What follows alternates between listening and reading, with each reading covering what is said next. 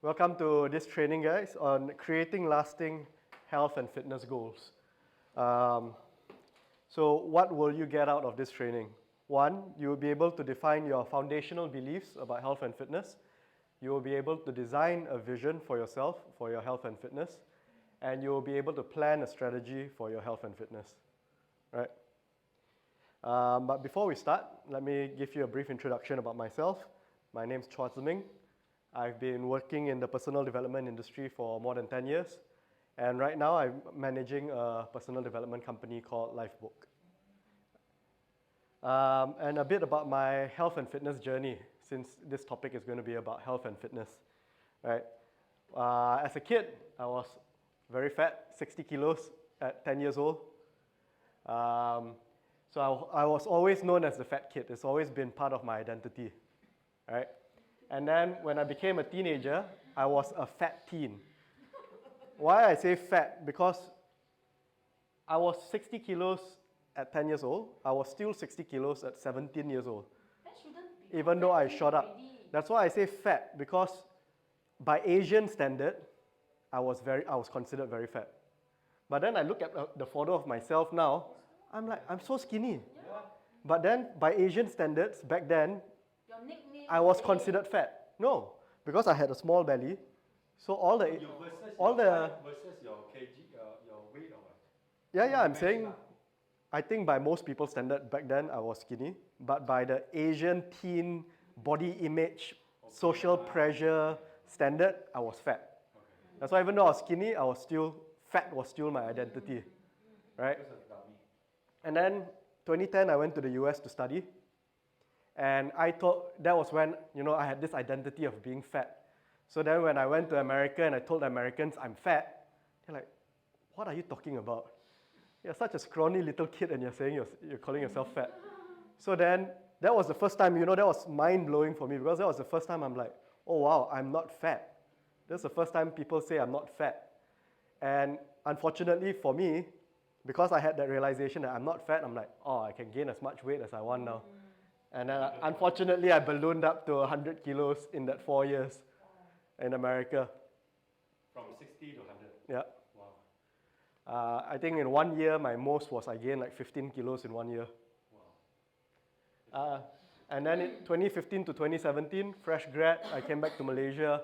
I was working a corporate job, and still fat, still 100 kgs. But then that was when it was a wake-up call for me. 2018, I had a huge wake-up call. Right? What happened was my girlfriend at the time and we were looking for things to do, and then I suggested a hike. So I said, okay, easiest hike in KL, Broga Hill. Have you all been to Broga Hill? Yeah. Right? Easiest hike in KL. I couldn't make it to the top. I reached halfway, I was dead. And I was like, this can't be my life. Right? So that was a wake-up call for me. I realized being in the corporate environment was also very toxic for me, right? So I decided to quit the corporate job, and that was when I got into personal development. And I gave myself from that day at Broga Hill, I told myself, a year from now, I'm going to climb Mount Kinabalu.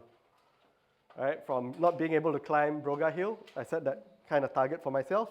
And at that point, my starting point was I was 90 kilos, I was 28% body fat. Right? The following year, by 2018, 2020, I was running Spartan races. I did the 7K Spartan race, the 14K, the 21K. And what was my proudest thing running the Spartan race was the 7K race was the hardest race for me. The 21K race was the easiest race for me in that 2 years, because I was still very unfit when I started that journey, and by the end of it, I finished the 21K and I'm like, I can go run another 21K right now, right? Then MCO happened, we were locked down in the house. I think this was where a lot of people either gained a lot of weight or lost a lot of weight, right? A majority gained weight. Yeah, but I was very fortunate to be in a house together with Kim. Kim was at that time very into health, so was Stuart. So me, Stuart, my sister Kim, we were every day managing our diet, we were exercising every day, and I think this was when I got to my fittest point. That was the first time in many years I saw my chin. And And then this was the fittest I've been in a long time. My lowest, I reached 75 kilos, 18% body fat. What's your height again? 178. Oh, same. Okay. Yeah. And then today, 75 is low though. huh? It's fantastic. Yeah. And then today, unfortunately, again, after MCO, I started eating with a vengeance. I went to, from this point, I went to Spain for 3 months to learn how to cook. And then in those 3 months, unfortunately, I gained 10 kilos again. But actually, at this point, I'm not even afraid of it. I'm not even scared of it. I'm not even afraid of it. What I realized throughout this whole journey of losing weight and finding myself was that it's not about your diet. It's not about what goals or did I go to the gym today and all that. It's about what do you fundamentally believe about your health and fitness? What is your vision for yourself and your health and fitness? Because if you have those right, it's very easy. That's why now, even though I'm back to 90 kilos, 27% body fat, I'm not worried at all, right? Because last year I wanted to enjoy life. I wanted to go to Spain. I wanted to learn how to cook. I'm okay with gaining weight. I'm okay with getting fat. Even though my family was making fun of me, I'm like, you know what? I'm not worried because I'm happy with my journey at that point. And now, at this point of my life, I want to get back to that healthy body, and I can do it easily. I know I can. Because I've done it once, second time will be easy, right? So 3 days ago on Sunday, I ran the Viper Challenge. It was a 10K run on a hill, very steep incline. And I finished it no problem at all. And my goal by the end of this year is to go, thank you. And my goal by the end of this year is to run the 3 Spartan races again. So in October, I'll be running the 21K on Saturday, the 7K Sunday morning, and the 14K Sunday afternoon. And again, 42K. So 3 days. in 2 days. In 2 days, Yeah. And today I'm going to teach you all the technique of how to do this. Like I said, it's not about, the strategy is important, yes. The goals you set is important, yes. But more importantly is what you believe about health and fitness and the vision that you create for yourself for your health and fitness. This is, I think, very in line with what Kim was telling us earlier about, purpose being one of the pillars for your life, right? So you can think of this as what I'm going to teach today as a technique for you to find your purpose. But before we go there, I've presented to you my timeline, and so that we can all understand each other's timeline, each other's journey into health and fitness, right? I want you to take a piece of paper and draw a timeline for yourself.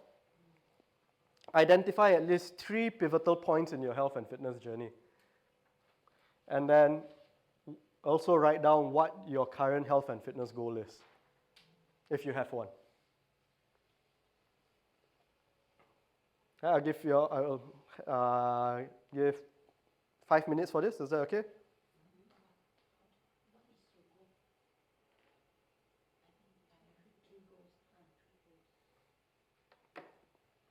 No, not 3 goals. Pivotal points where,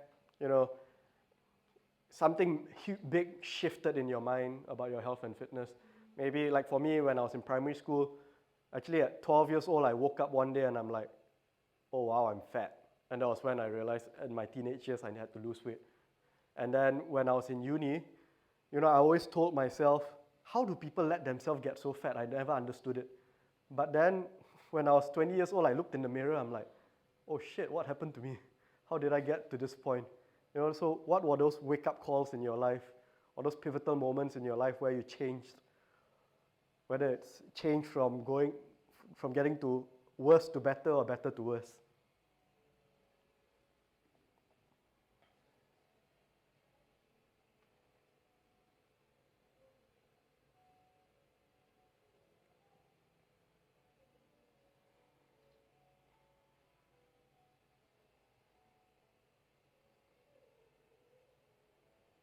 Another example of the pivotal moment was my Broga Hill experience.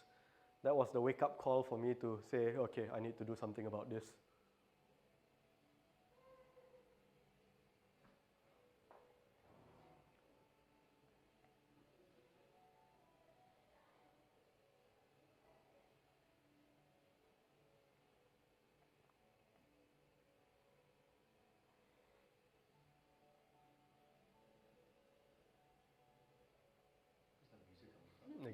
Next door. Next door. It's just nice for us. Yeah, feel so relaxed. I think next time we can consider play this soft music at the background.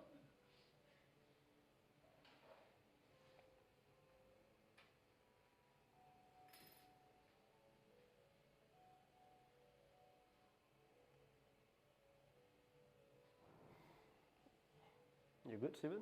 Yep.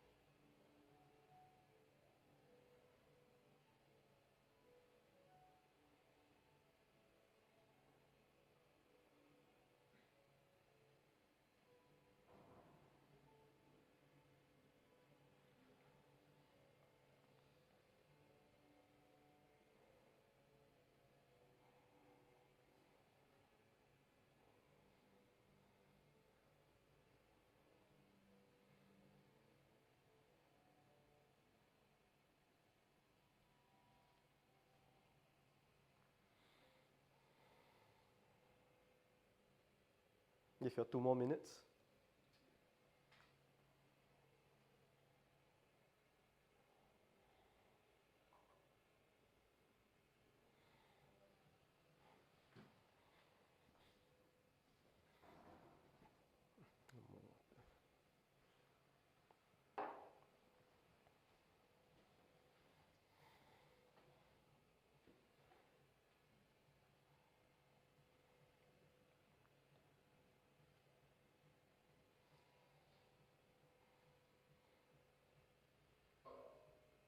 What is the timeline for?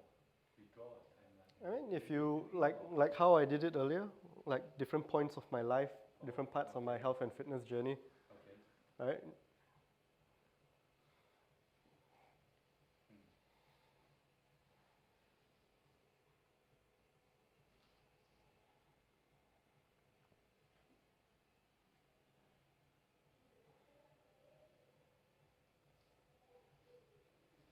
Don't have to get the years or anything exact.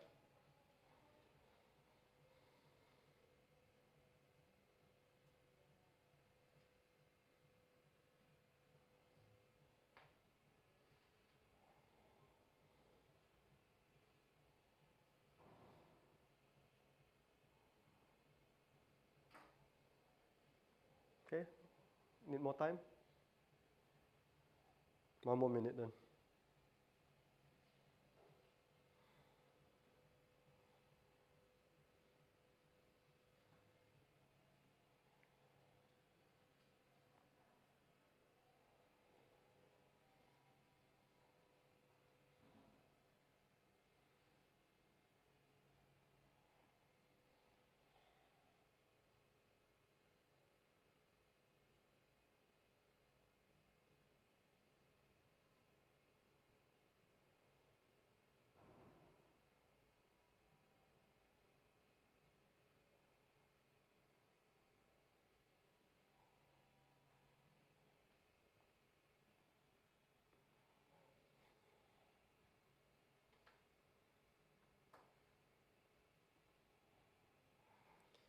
Okay, so Kim, I think you were done first. Why don't you share with us your health and fitness journey? I think I must say that I'm very blessed with my life and especially with my body shape. I've always been skinny, and as I shared earlier, it was when I reached my 40s, when I reached up to 63. I think that's when I really freaked out. My pivoting, my real shock moment was when I went to a very nice boutique Calvin Klein in Singapore. I couldn't fit into I have to ask for size L, and that's not me. And that's when I left all the clothes in the dressing room, and I said, that's not me, right? And also,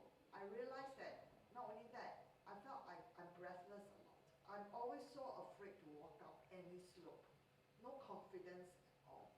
Yeah. And that all happened in the 40s. And the biggest impact was actually my sister. She had a very big operation during that time as well. And I was with her in Sunway Hospital, and I stayed with her for almost a week in the hospital.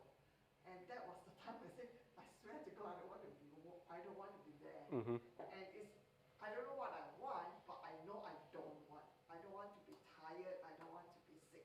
Yeah. Yeah, and that was it. Nobody told me about goals then. I just know for sure. And my mom has got very bad osteoporosis. And those are the things that I said, well, I better start looking into next 20 years how I want to be. So that was it. So to come to the second point about my current health and goal, my cardio is very good now. I have no fear about walking up stairs or hills. But I notice my muscles are softening a lot, especially at this life phase. So my goal by this end of the year, in 6 months, I want to be more toned. Mm-hmm. Yeah, and the other aspect is when it comes to physical and health, food is very important. And my husband and I are the worst cook, and we have 5 cooking stations.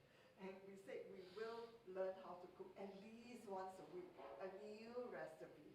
Mm-hmm. That's my goal. Yeah, thanks for sharing. I think Kim mentioned a few important things here that when many people think about health and fitness, they just think, oh, lose weight, lose weight, lose weight. But that's just one of many aspects of your health and fitness, right? It's about food, it's about cardio, it's about flexibility, it's about, your longevity especially, right? So try to keep all that in mind while you're thinking about your health and fitness. Yunke, you want to share with us your health and fitness journey? Yes, sure. I think my journey is quite similar as you. So all this since childhood is really like help my fat lah. Okay. So I think the first realization happened at 17 years old.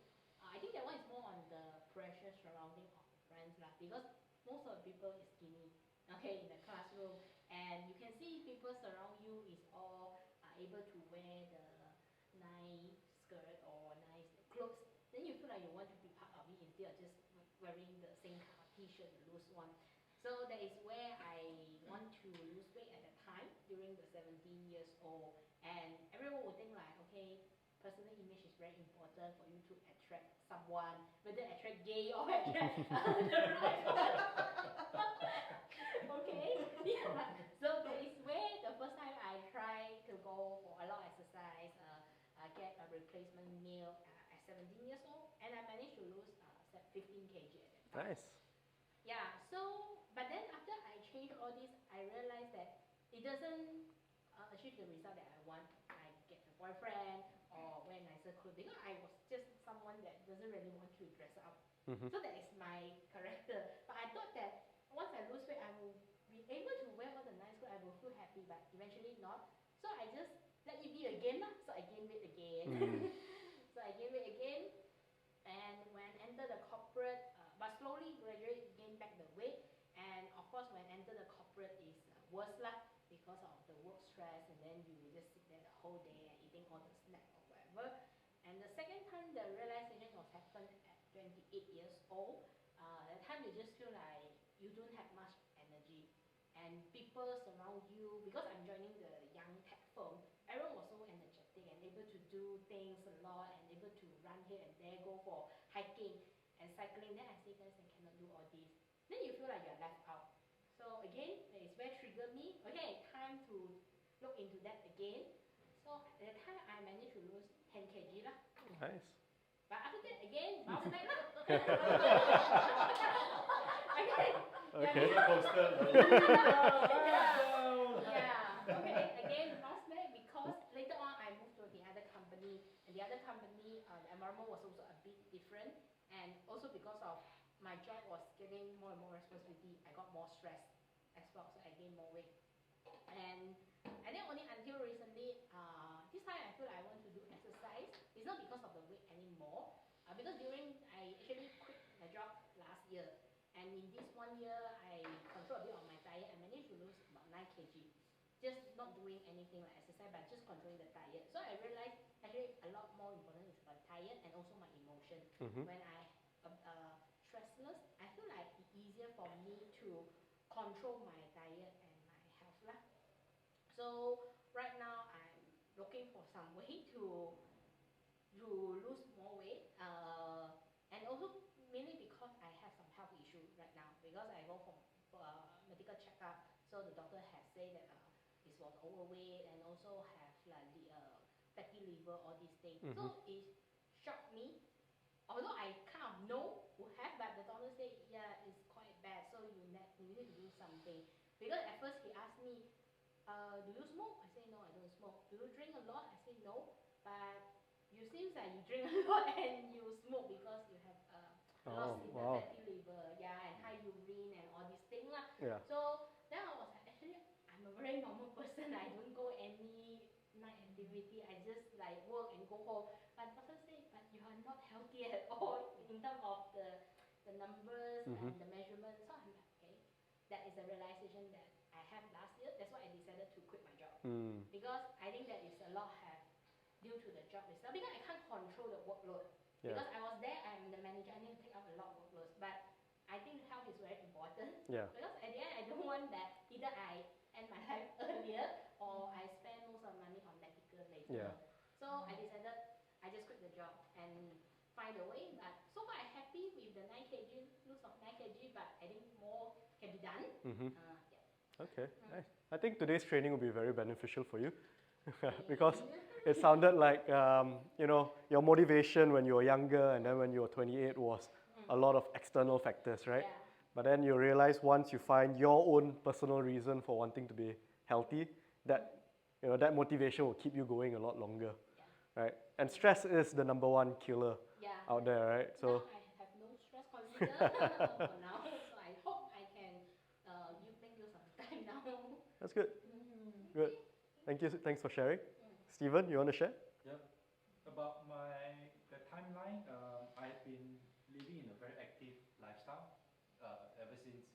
Even though when I was young, and in fact I was like kind of active in karate. In fact, I represent Malaysia and actually having tournament with the overseas, right?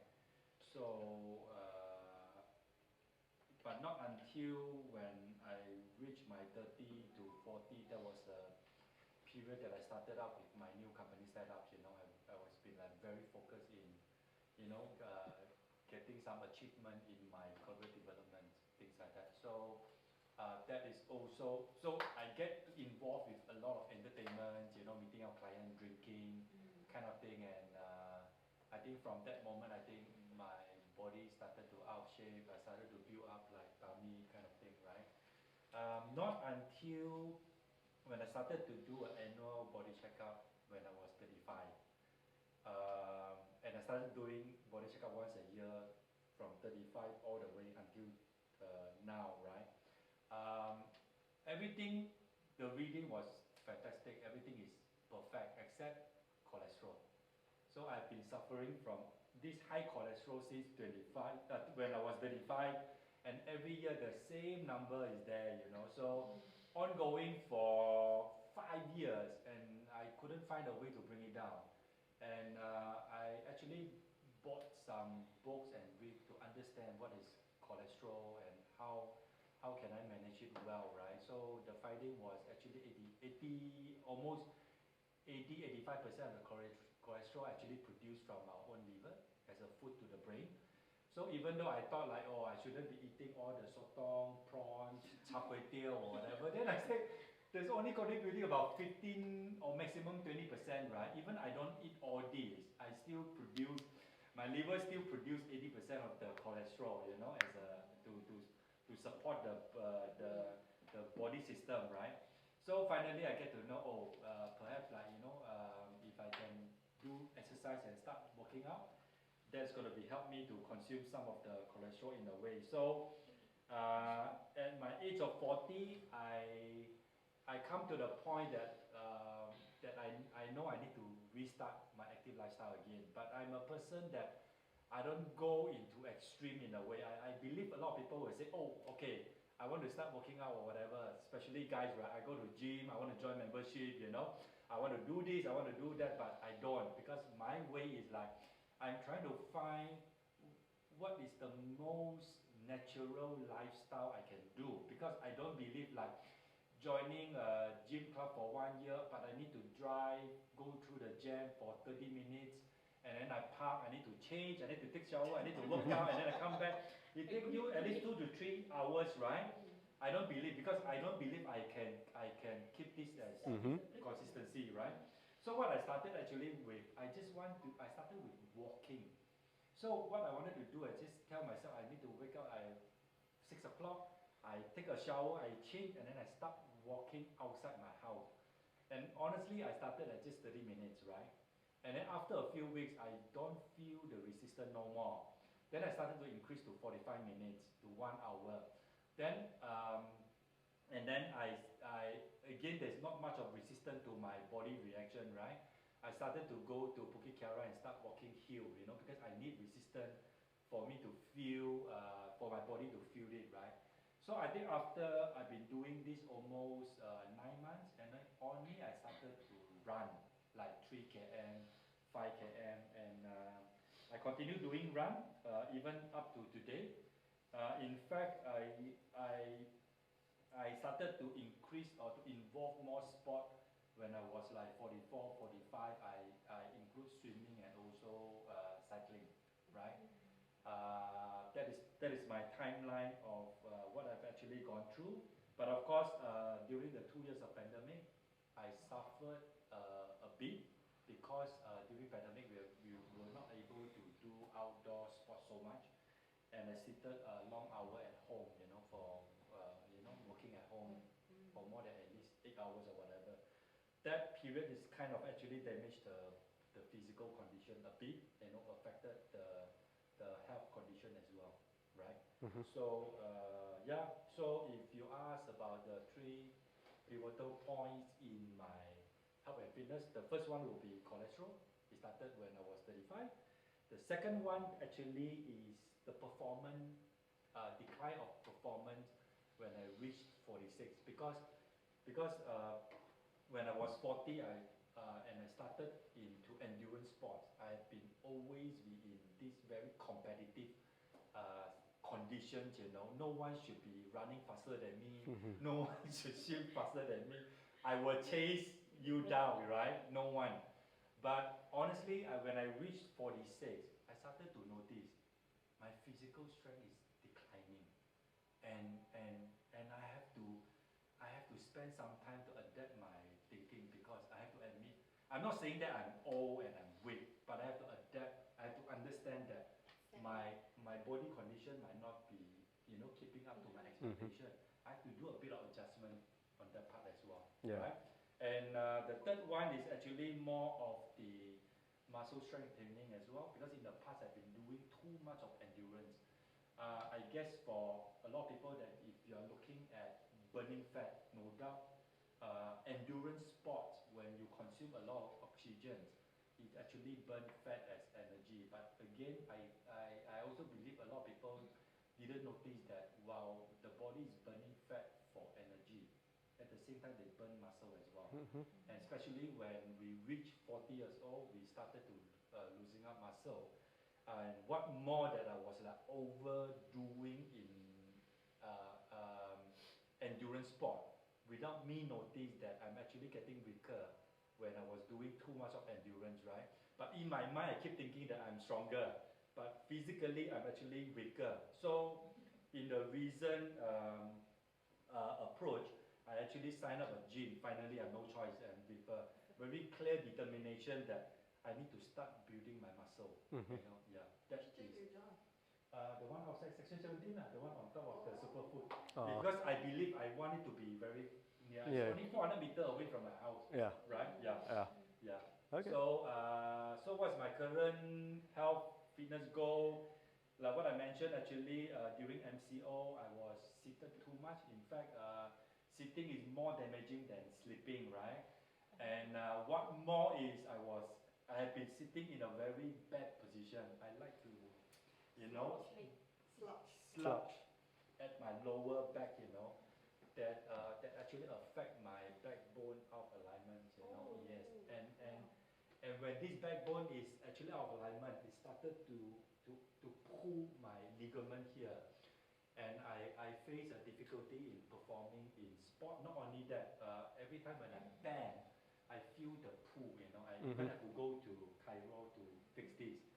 And also I have to readjust my body structure. And then of course the last one is, I'm hoping if I were able to overcome this, then I'll be able to, to gain back my fitness, competitiveness in sport. Yeah, that's my story. Too much. Thanks for sharing. I think you mentioned a few important things here, right? Like one is you started doing blood tests. I think in any kind of development, you can't improve what you can't measure, right? So I also started doing blood tests, good thing, from a young age. When I came back from America, me and my aunt and uncle, we all went to do our blood test together. And that was one of my shocking moments also when I learned that my biological age was older than my uncle, who is 30 years older than me. Yeah, but it's a good thing. What was the comparison like when you were? What was your age? I think I was like 25, but my liver age was like 45. Wow. And then my uncle was, I think at the point 55 or something, but his body age was like 30 something. Wow. Yeah. Wow. No, but it's a good point because like everyone looks at their health and fitness, then they're just like, oh, I just need to do everything. But then, like you said, you did the blood test and you identified cholesterol was your number one problem, and that gave you a much easier target to reach, right? Yeah, and the alarm as well. For me, it's the urine acid. But because the doctor said every number looks good except urine acid and fatty. I was like, okay. Then she keep on asking, do you smoke a lot or drink? I say no. I just do Too much good food. Uric acid is the rich man's disease. Yeah. Eat a lot of meat, eat a lot of seafood. not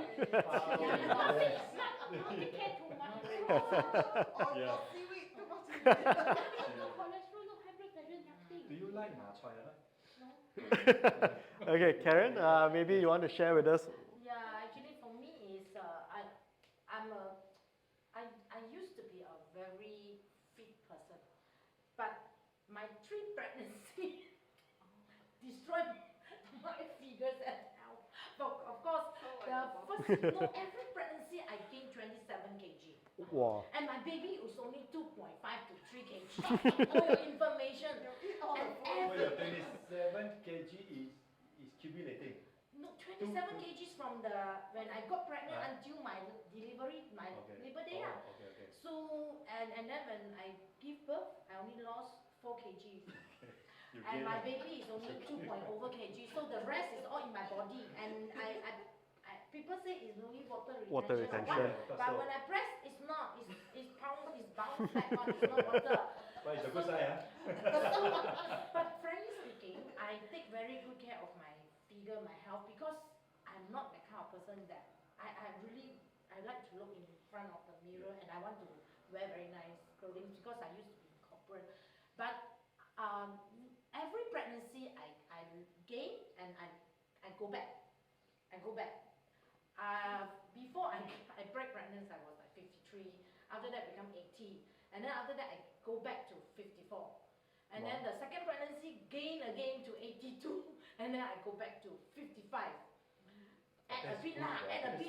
Yeah. Yes. Right? It's something, right? The gap is Yeah. actually considered But good. the thing that's starting the 3 pivotal points is starting the third pregnancy, because that time was 38 already. Oh, I tell you, age is something that you cannot deny. The metabolism rate. Because every pregnancy I gain, I can go back, even though cannot go back to like 52, 53, but at least it's 50s. But the pregnancy, no matter how, after 1 month, I already cannot wait. I go and do exercise. My mother-in-law scolded me. Said, hey, it's only 1 month, you start to do exercise. I don't care and I don't want to eat lah. I go all these things. Still cannot. It's like, no matter how, it's still 68, 70s like that kg. So until I work very hard after the third pregnancy, on and off, it go back. And but when I go for medical checkup, my readings are very nice. Doctor says good cholesterol, very good. Bad cholesterol, very also not exceeded the limit, except my stamina, especially my heart. I go for stress test, everything. I don't have stamina, you know. The treadmill, and there was once when I think in the mid 40s, at home I want to lose weight I want to think, then I go and do exercise treadmill at home. I got treadmill. After the treadmill, I go inside my room. Luckily, it's just next to my bed. I just pop and black out. Few minutes, I think about 1-2 minutes. I don't know what happened. Then I wake up and say, oh, I was on the bed. That time, because I forced myself to run 30 minutes, actually I cannot take it. My heart, all these things. And then from there onwards, I tell myself, cannot really. Then that was the trigger point, and I do exercise. I also find that because your age catching up, your body weight also a bit high. So that's why you feel pain, and every time you do exercise, you no stamina. And then mid-40s to until 50s, I try to do some tabata, which is better, no need to use so much of your strength. And the last trigger was 6 months ago. I used to do all this tabata exercise, walk and run, but I just find that I cannot. Last time I can do 20-30 minutes, still can. Now 10 minutes already, going to die like that. The heart is like like that, and my heartbeat very fast. So doctor give me a warning already. You have to check your heartbeat, because if it's runs, his heartbeat is too fast. It's not good. So that's the concern. So I haven't go for my medical checkup. So now I don't eat a lot of oily food. I don't eat a lot of fried stuff. No, I now control. But still, because of age, because of menopause, all these kind of things, the past 6 months, no matter how, even the people say, you suck the air also gain weight. Yeah. I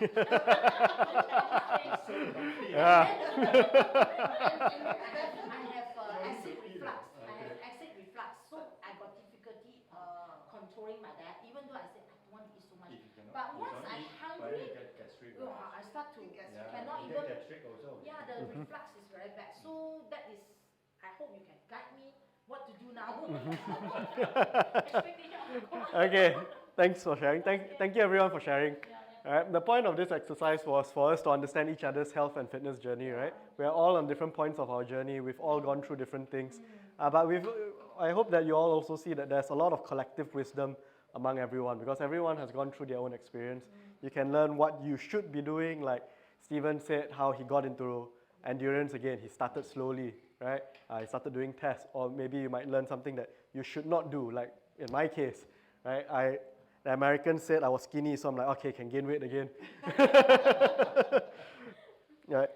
So I want to start with like why goals fail. According to this study done by University of Scranton, 92% of New Year's resolutions fail. How many of you can relate to that? Right?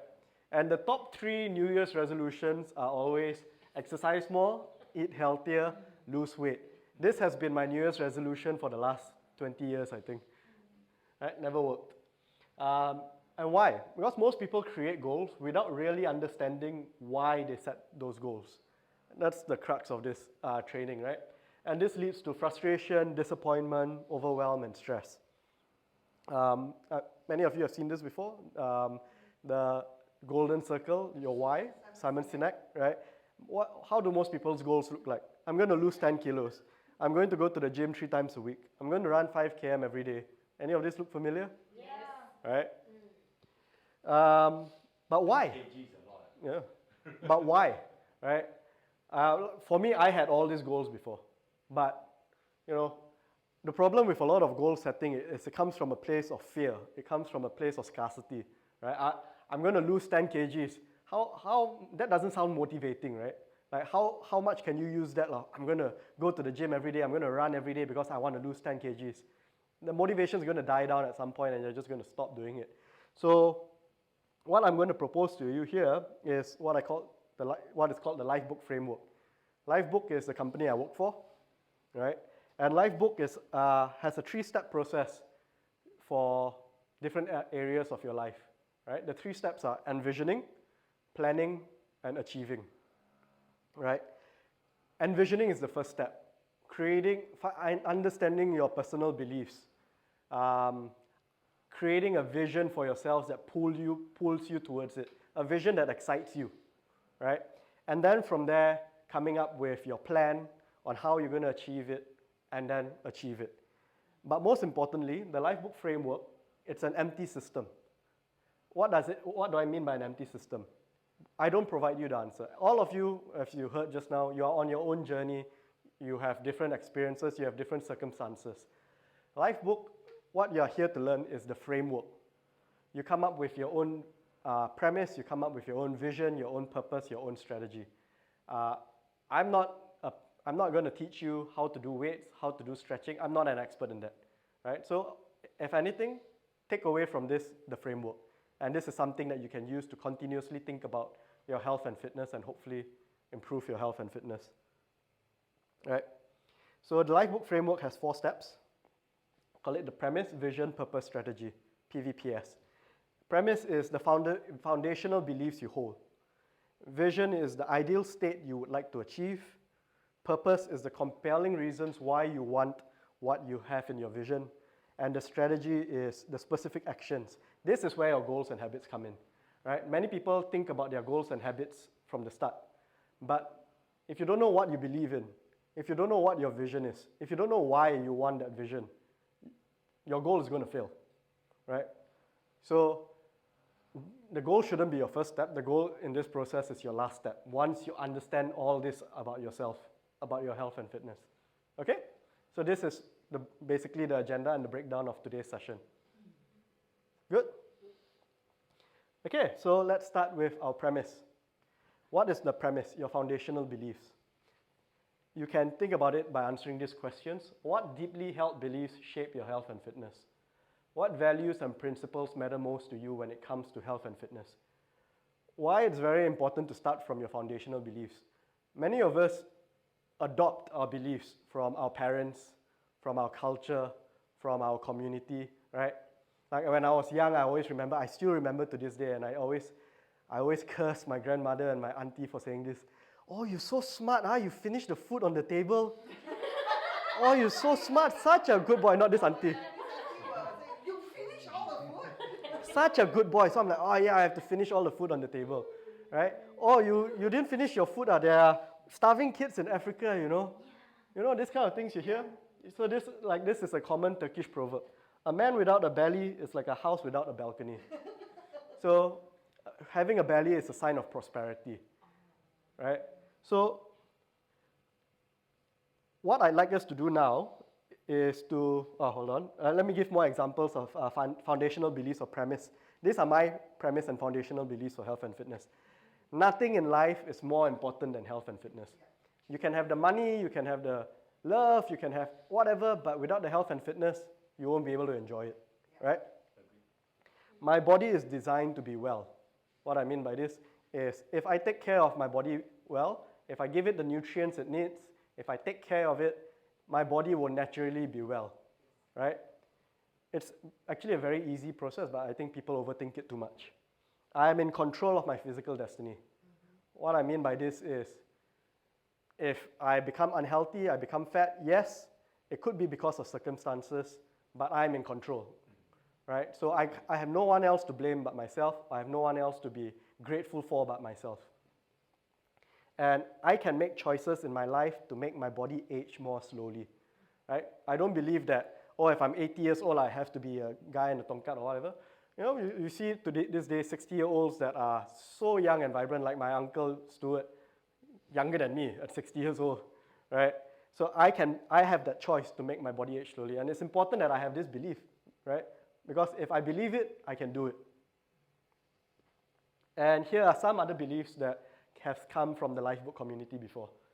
It is effortless for me to stay in perfect health. I believe in listening to my body. My body is intelligent and knows how to heal itself. Excellent health equals true freedom, right?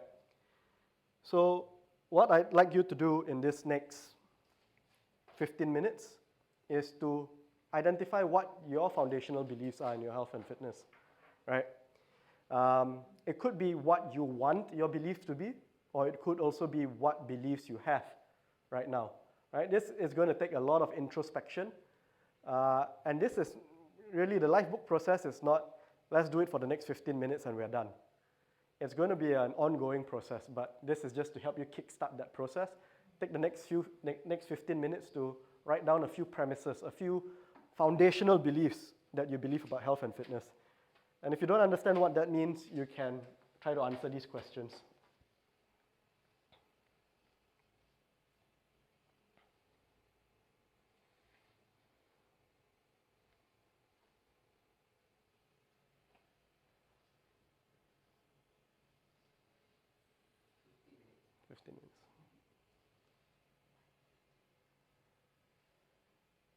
Or if you want to see some examples, I can show my examples. Yeah, the first time doing this exercise, you can just take the examples I've written here if you think that it aligns with what you think, or you can modify it as you want. You can use it as inspiration. But over time, you should be able to find the beliefs that empower you.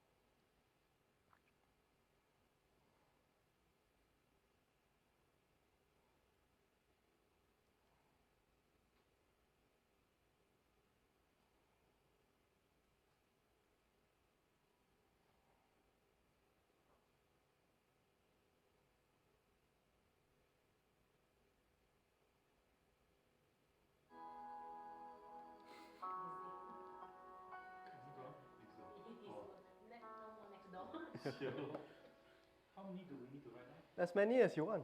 Oh. Right? It doesn't matter. What matters is what empowers you. Finding beliefs that empower you. Or actually, since this is the first time most of us are doing this, finding the beliefs that do not empower you. Right? I think it's more important that if you suddenly realize, why do I have this mindset about my health and fitness? Like I mentioned, a man without a belly is like a house without a balcony, right? Why? Why have that kind of belief when it doesn't serve you at all?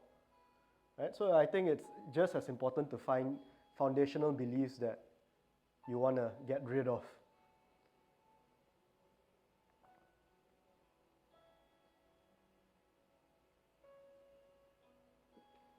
And remember, like I said, the life book is an empty system. There's no right or wrong. The most important thing is it serves you, it inspires you, it empowers you.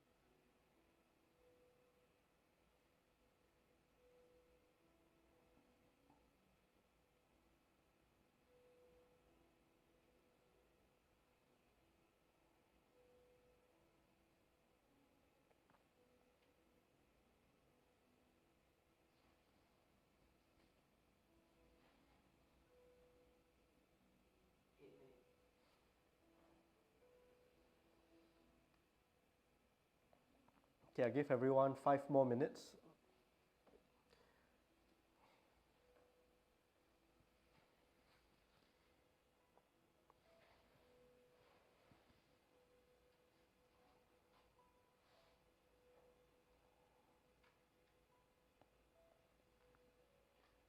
Anyone feeling stuck? Anyone have any questions? Okay.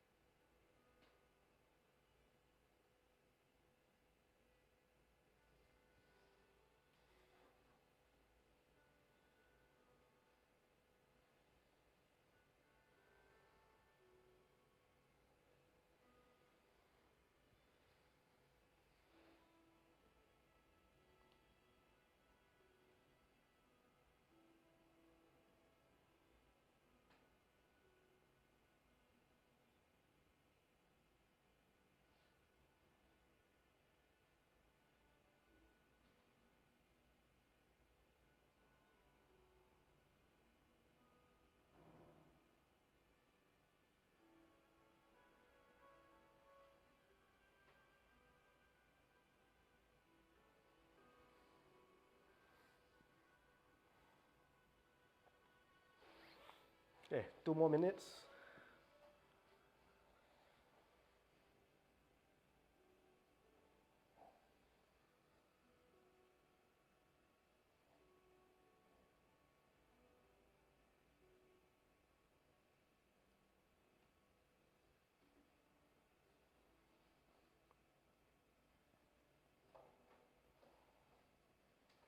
This exercise isn't about getting as many foundational beliefs as you can put down on paper. It's a lot more powerful to have one belief that empowers you a lot than to have 10 beliefs that are just like you read it and you don't feel anything about it, right? So if you can't think about any more to add, then just read through your list of beliefs and ask yourself, does this belief empower me? Does this belief resonate with me? Does this belief serve me?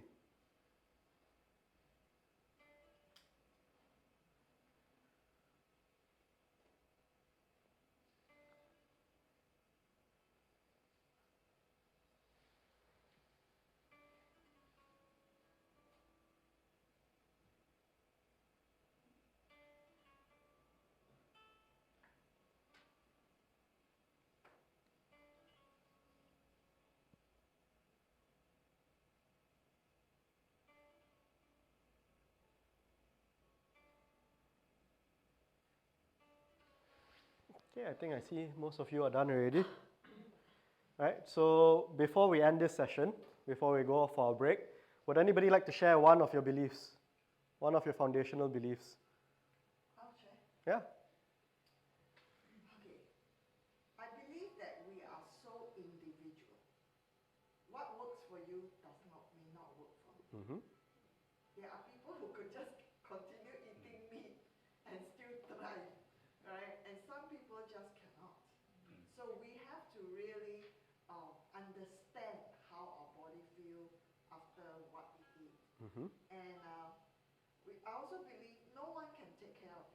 enough doctors, not enough mothers, no one, only you. Mm-hmm. Only you. Yeah? And the body is not just the physical body, it's also the mind.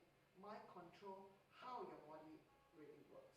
And it's all about my body and the emotions of it. So it's about holistic versus specific. Mm-hmm. It's not my cholesterol is high or my uric is high, I take care of that. It's looking at the whole picture, it's the whole system of how it works. And it's root cause versus symptomatic. Like we mentioned uric acid and cholesterol, it's more the symptoms of it. So what is the root cause of it? The body is like the drain, the longkang. It loves water to flow. It needs to flow. If you don't, you get stagnated and you get choked and all sorts of things will ferment there. All sorts of bacteria and virus and shit will walk up there. And that's what the body is, full of toxic. So the body is in the short term very forgiving, but on the long term they could come back with vengeance. And that will be too late. Mm-hmm. So in conclusion, I always believe that when a man is well, there are thousands of wishes and hope. But a sick man only have one. Only have one. That is to get well. So again, above all, health is number one. Mm-hmm. That's my belief. Thanks for sharing. Anybody else? Karen? To me, health is priceless. Yeah, we can't buy our health with money. So we have to, like what you say, nothing in life is more important than health and fitness. So if you love your family, you have to love yourself, love your body first, Mm-hmm. so that you can take care of your family, then you can have a happy family. And I think excellent health is equal to happiness. Mm-hmm. That's what I believe. Mm-hmm. Very true. So when you look at your list of beliefs, do you feel like they empower you? Do they motivate you? Yeah. It does motivate me, but of course, I believe to live in a healthy lifestyle, it needs determination and self-discipline. Mm-hmm. That's important. Yeah. Thank you. Anybody else? Stephen, Yunke, you want to share any of your beliefs about health and fitness? Anything I can share too. I'm in control of my health and wellness and my weight as well. Nobody else. So I should not depend on others to push me to do any exercise. I need to have the self-discipline. And also resonating with what Karen mentioned, excellent health will equal to a wealth as well. It's different kind of wealth. So instead of just chasing the actual wealth and think about money, I think health is also important at the same time. Mm-hmm. Okay. Yep. For me, health is wealth. I'm in control of my physical destiny. I feel good when I have a healthy and fit physical. I like to continue to create pressure to my body cells. That's why I want to continue to be active because I want to live. Thanks. Yeah, so I hope you all see the value in this exercise to really understand what does health mean to you. We are laying the groundworks here, right? In our next step after this break, we're going to see how you should take your premise and translate that into the vision that you have for yourself and your health and fitness. Okay, so for now, we'll take a 15-minute break. Okay, welcome back, everyone. So in the last 1 hour, we explored what the Lifebook framework is, why goals fail, and then we went into our premise, our foundational beliefs about health and fitness, right? So the next step will be to define our vision. I think this is more exciting, right?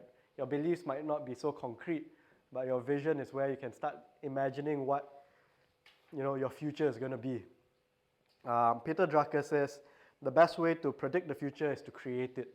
If you don't have a clear vision in mind of what you want to be, then there's no way it's going to happen, right? Carl Jung said that your vision will become clear only when you look into your heart. Who looks outside dreams. Who looks inside awakens, right? So what I gather from this is, your vision, again, I emphasize what I said earlier. Just like how your premise shouldn't come from an external source, your vision should not come from an external source also. You should not be, oh, look, that model on Instagram looks so hot, I want to be that hot. Or Steven runs every day and he looks so fit, but I want to be like Steven. It can help motivate you a bit, but then your vision must come from within if you want it to really motivate you, right? And why a vision is so important? Very easy.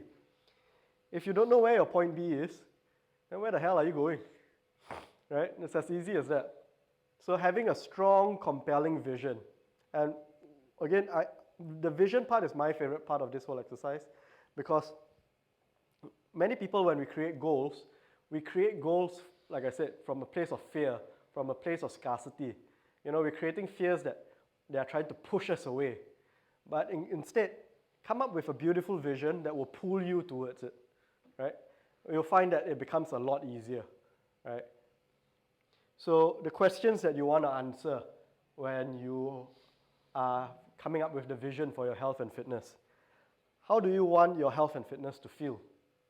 How do you want your health and fitness to look like?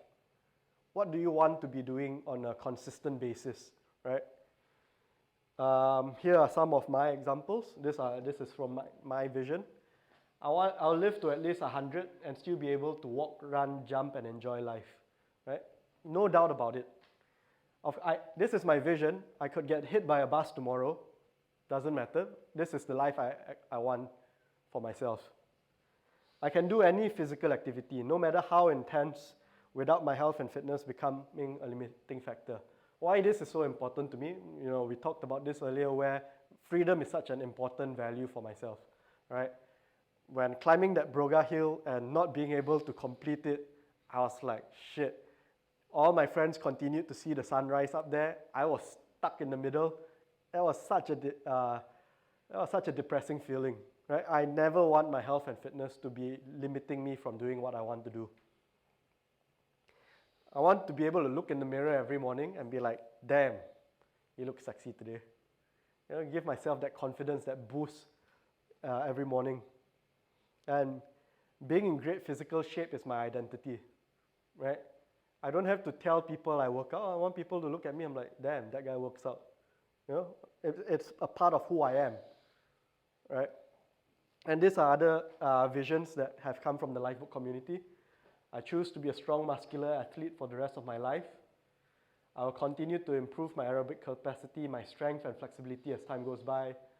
My body is strong, powerful, and resilient. My health and wellness glows from within and without, radiating true beauty.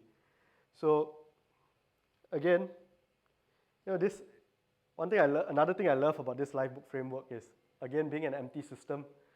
As a trainer of this, my job is super easy. I've given you the questions you have to answer. I've given you some examples. Now it's your turn again. Write down your own vision for your health and fitness. I'll give you 15 minutes again for this.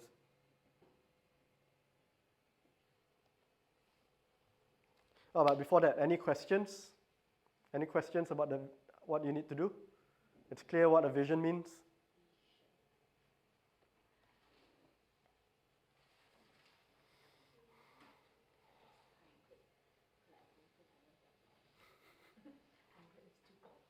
You could look at your premise.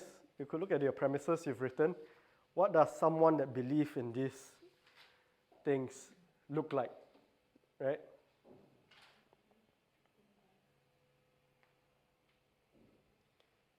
You can think about this 5 years from now, 10 years from now, 15 years from now.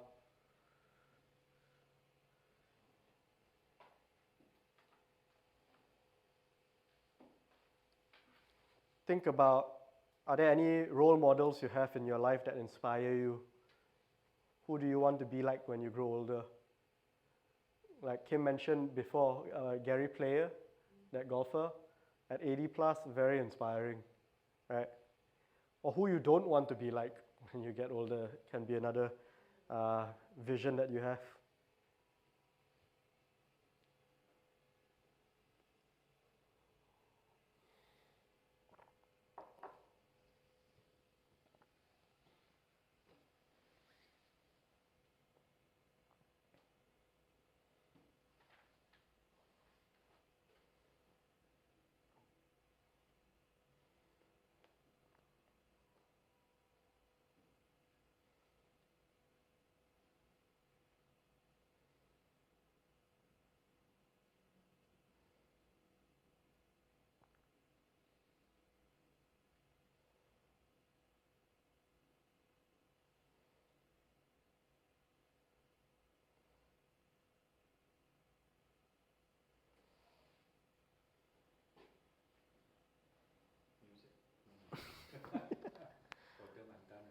You're very clear of your vision for yourself. You point out for me already, number 6. That's it. I'm not greedy. One is enough. And you can also think about your vision for your health and fitness. Like for me, I'm still young and not married, right? But then I know I've seen a lot of people whose vision is I want to be able to see my great grandkids. I want to be able to carry my grandchildren when I'm 90 years old, something like that, right? It could be any of those.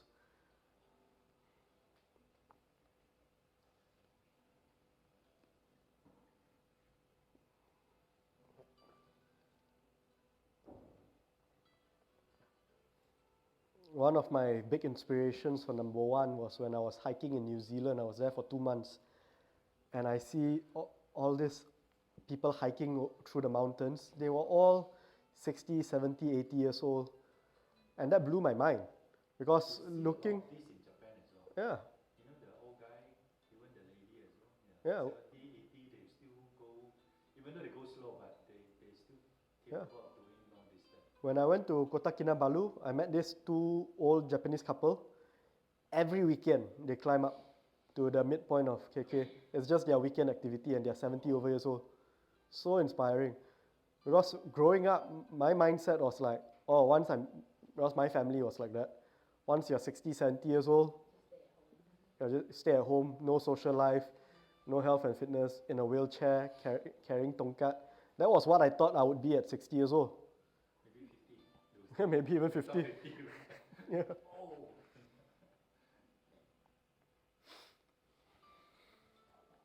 Yeah, last time I thought 50 years old was old. Now I think 50 years old is mid-age,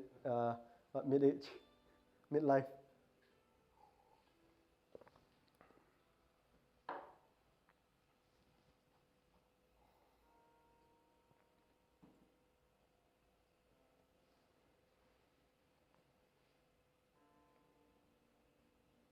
And without a doubt in my mind, people in my generation are going to live to 100 years old with the way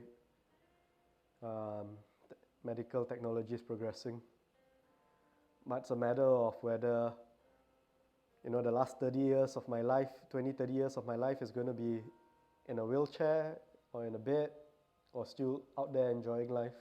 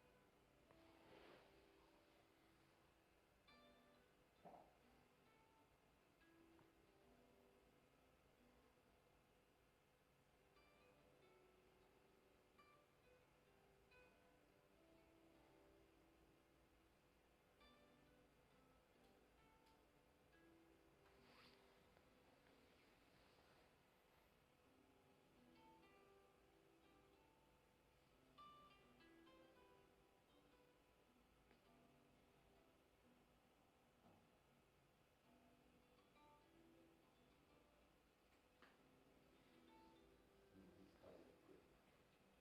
So he said 2 coffee break and 1 lunch break. Normally got even me too. You need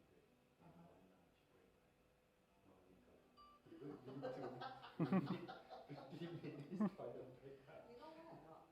She's Yeah, an event planner. Yeah, I know, Just to I know. check with and see what Yeah, they like. yeah.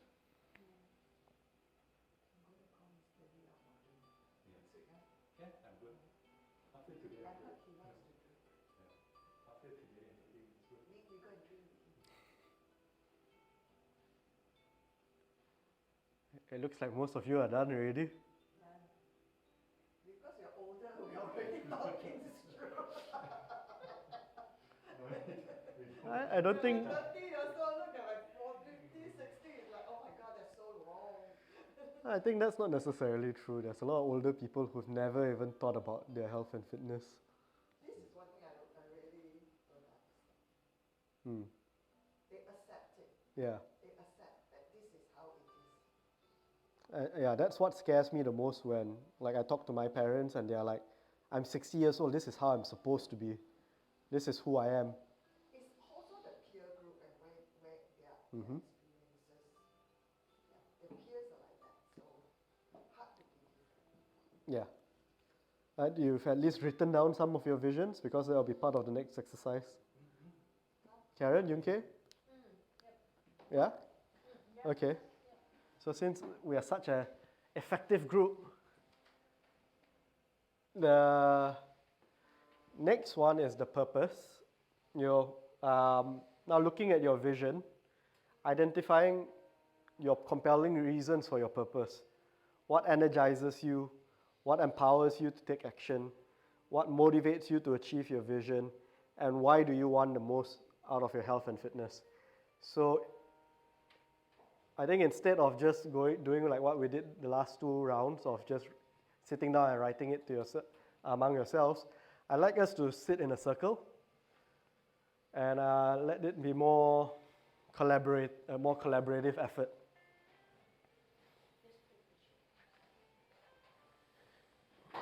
Yeah.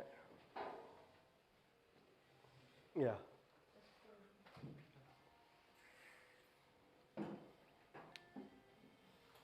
So I'm sure most of you have done the 5 why exercise before.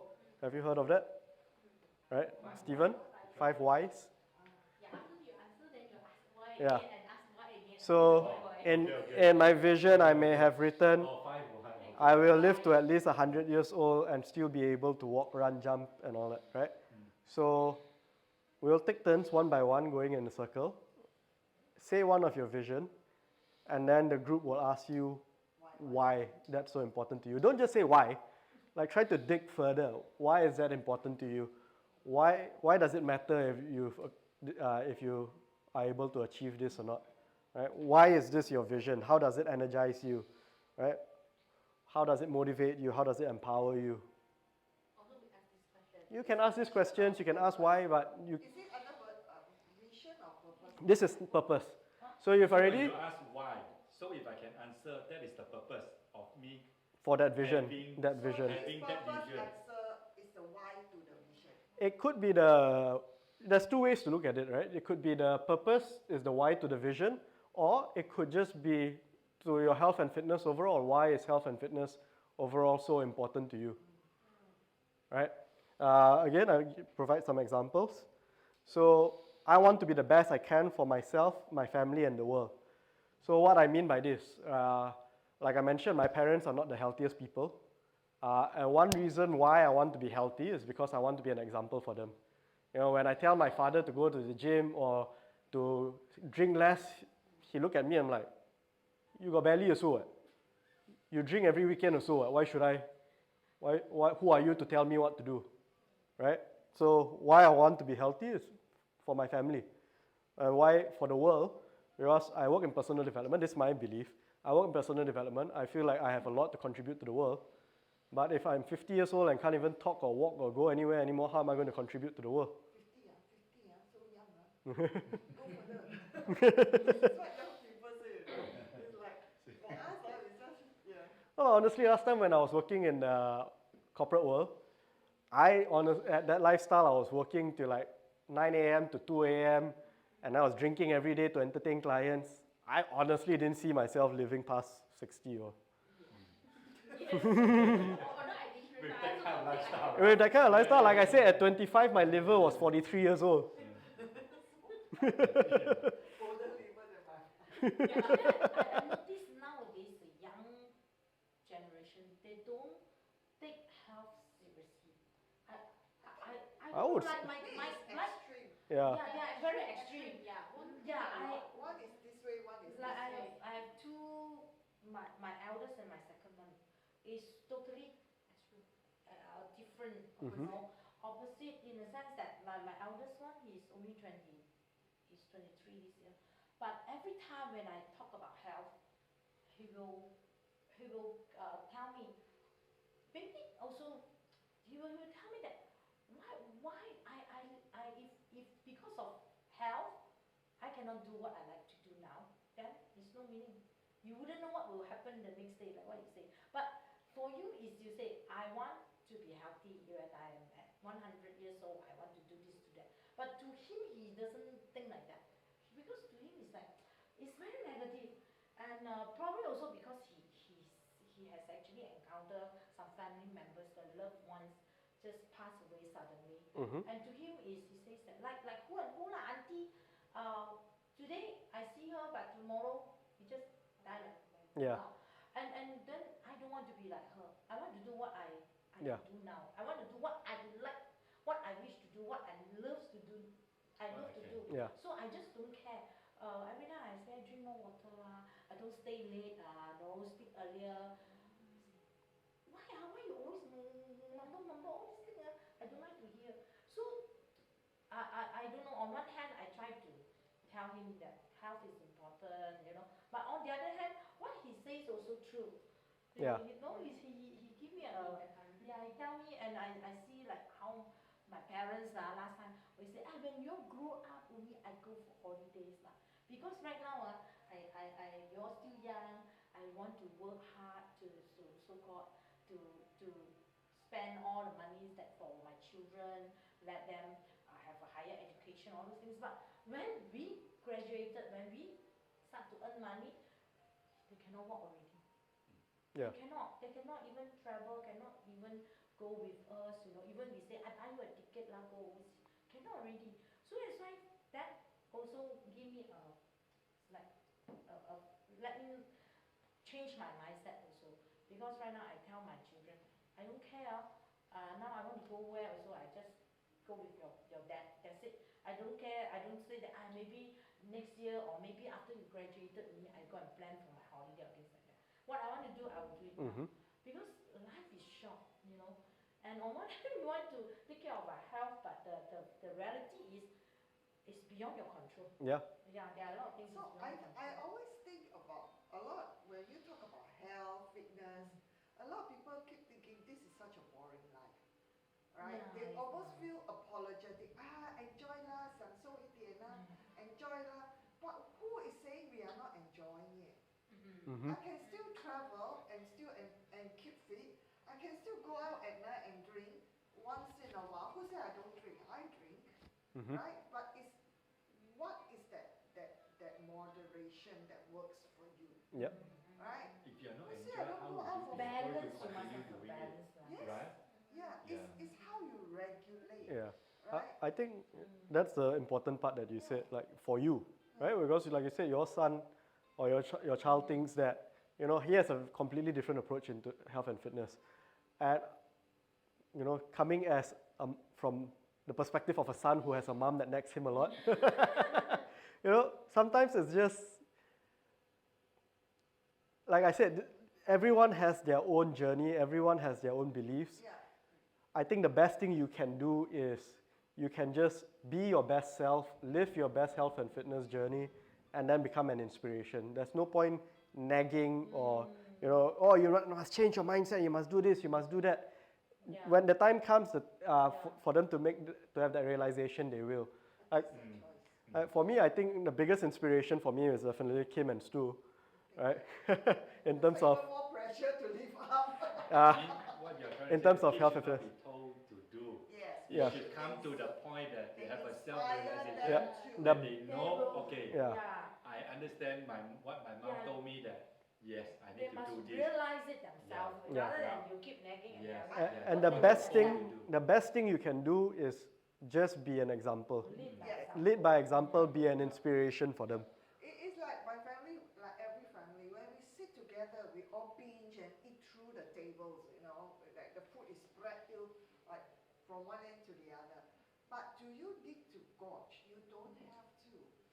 I'm so good at pretending to eat. But one thing good is I pretend for so long that I actually cannot consume a lot. I feel very sick if I eat a lot. It became me, right? So what works for you? What works for you? And for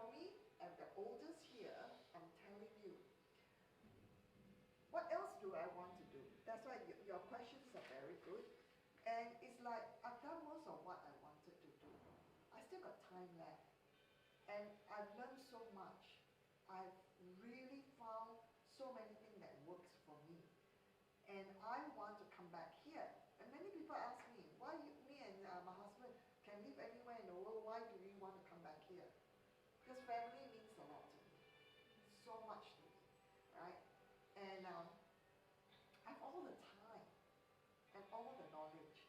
So I sincerely want to give back. I sincerely position myself as a disruptor. Annoyed the shit out of a lot of people. People say, why can't you just conform? Why can't you just do this? This is what it has always been done. Then there's no disruptor to tell them, pivot, go another way. Why has it got to be this way? Right? And I surround myself with role models. That's a very good point. I look up to Jane Fonda a lot. I never really looked at her. She wasn't my idol when I was younger. But was until that show, Frankie and Gracie. Grace and Frankie. Grace and Frankie. And I started observing her life. She became such a climate champion. She go on riots and she got imprisoned in cheese. Right? And she's at 80, she shamelessly said, I just want to live her life. Right? Just be authentically herself. Yep. Yeah, if you ask her, do you have plastic surgery? Oh, of course she does. And she'll tell you she does. Right? So she is a role model of her time. She's the one that first talk about physical health. So I think we should just be the role model and you say the best version you can be. Yeah. That's it. Right. One thing I learned through this process with my father also, like you're talking about you trying to change your son's behavior. For me, I've been trying to change my dad's behavior. Right? My dad is the same thing where I've been... Harder, right? Huh? Harder, right? For the young one to tell what to Yeah, but then my dad's...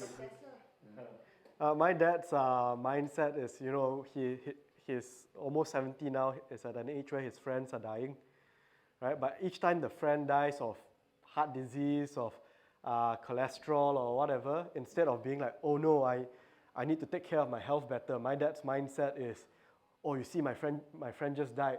I need to enjoy my life more now before I die. Or worse, the worst thing I cannot stand is that person keep fit whole life, exercise, Still die. So early, right? Still drop die dead early. earlier than me. Yeah. Really? Yeah. Yeah. How you know that person don't have a heart? Disease. Yeah. But then now I've just learned to accept it, you know, it's Yes, that's my dad's belief in his health and fitness, that's his belief in his life, so I can just enjoy him, enjoy having him, enjoy being around him instead of trying to force my beliefs on him, right? But all I can do is, you know, if I have a clear premise, belief, I have my clear vision, that I can hopefully inspire others. That's the word. That's why I want to form that community. Mm-hmm. Right? It may start with just a few of us, but we are having so much fun that people will want to join us. That's what I aspire to. Mm-hmm. So a lot of purposes I think came out in this conversation, right? I want to maximize my life experience in every way. I want to create the energy I need to accomplish my goals in life. One thing I can very happily say is I have way more, I know I'm very young to be saying this, but I have way more energy now at 31 than I did at 25. At 25, I was 100 kilos. I could barely climb the easiest mountain in, right? And I'm 60 today. I felt healthier than I was when I was 40. Mm-hmm.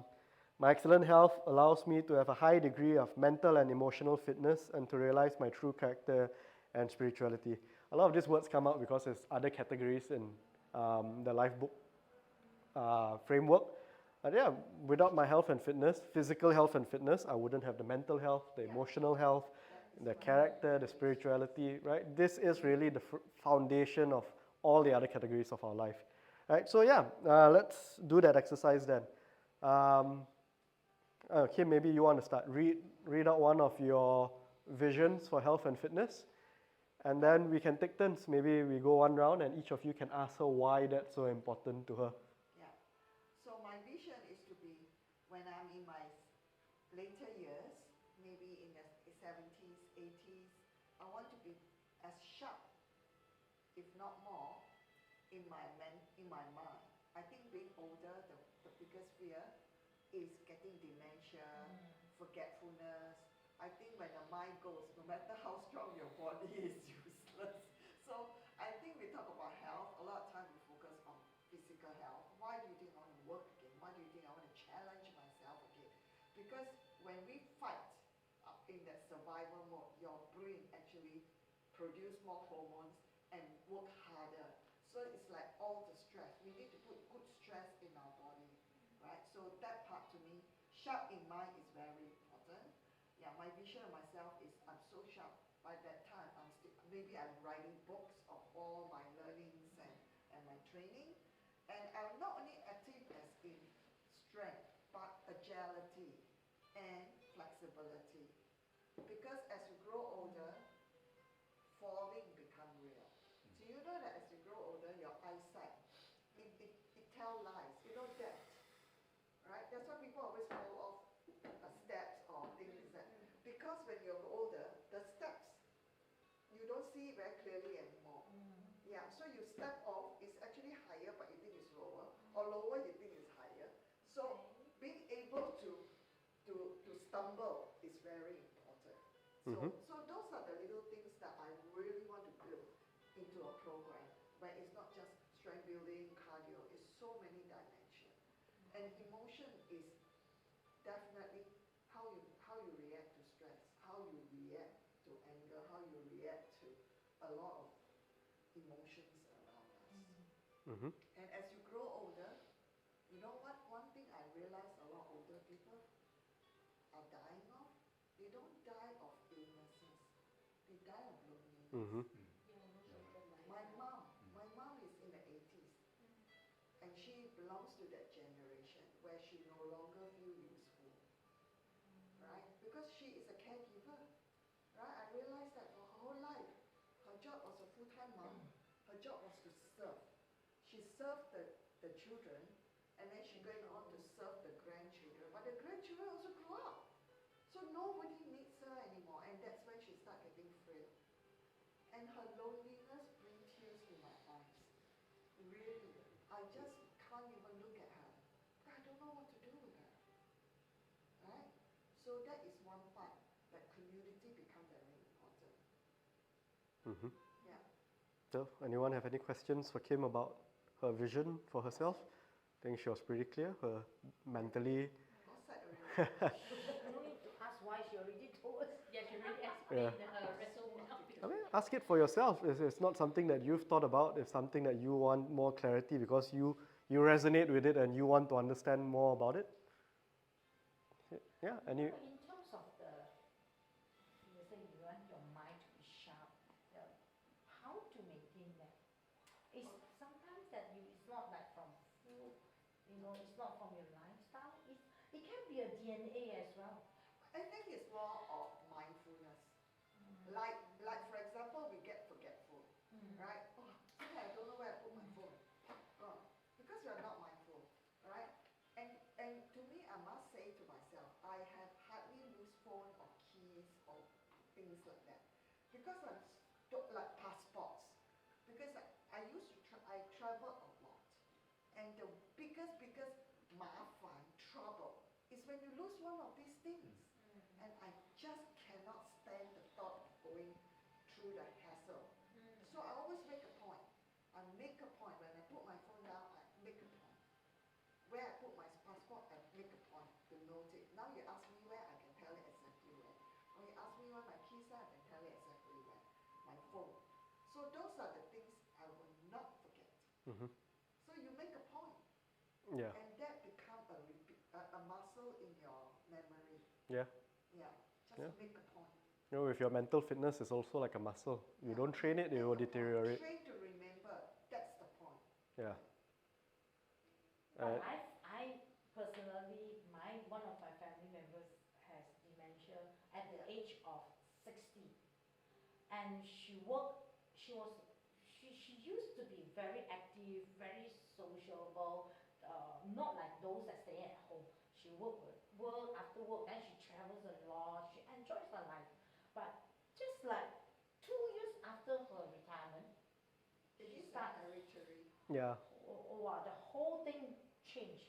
And she retired at 57 due to some But nowadays they are And Well, that yeah, happened she- after 2 yes. years of her retirement. 2, 3 years only. Yeah. She retired Yeah. at 57, 58, and then 60. Her health, her condition is totally different. It happens She to a lot cannot of walk people. and she Wow. fell, and she cannot. Now she needs her husband to take care of her already. You just mentioned the answer. Yeah. Retirement. Retirement equal No, to the after actions status.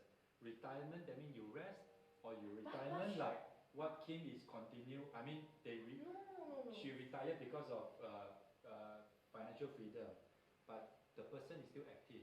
But she's still active. After retire, she's still every day she has appointments, she has Okay, agenda. dementia is a Hereditary. hereditary thing, but there are early detection.